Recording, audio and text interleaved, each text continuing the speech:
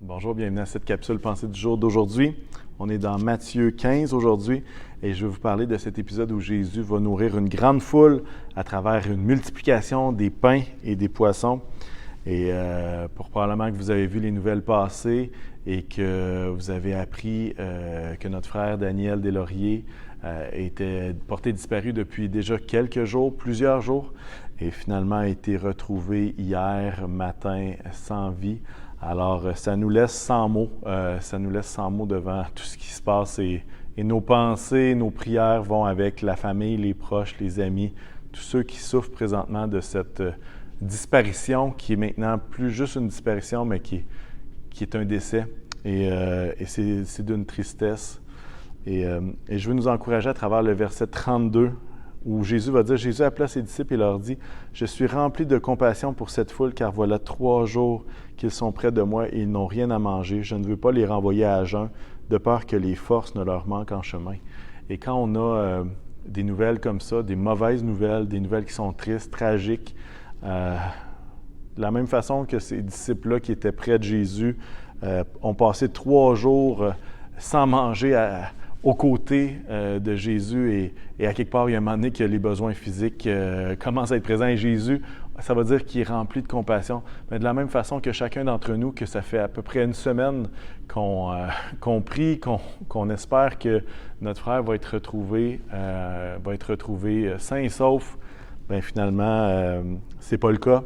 Et je veux juste nous encourager que Dieu est un Dieu plein de compassion qui redonne des forces à celui qui est faible et qui se préoccupe que les forces ne manquent.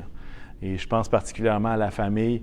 Et finalement, ce qui se passe dans le passage, c'est que Jésus va multiplier la nourriture, il va nourrir chacun.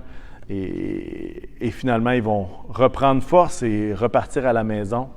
Et Jésus va le faire de façon puissante dans une multiplication des pains qui est complètement surnaturelle. Mais je veux juste noter ici le fait que Jésus est rempli de compassion pour cette foule, pour tous ces gens qui sont près de moi, mais que même s'ils sont près de Jésus, il y a quand même des besoins qui sont là. Il y a quand même des besoins qui sont, dans ce cas-ci, physiques. Et si je peux me permettre, dans notre situation comme Église, il y a des besoins qui sont très psychologiques, qui sont très émotionnels, qui sont beaucoup de tristesse.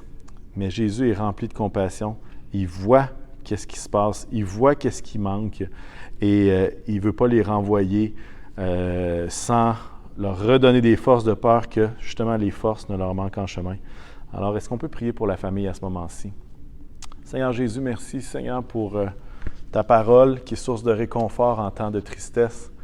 Je veux te prier, Seigneur, pour la famille, Seigneur, devant tout ce bouleversement des derniers jours, Seigneur, avec ce dénouement qui est dans la plus grande tristesse et l'incompréhension.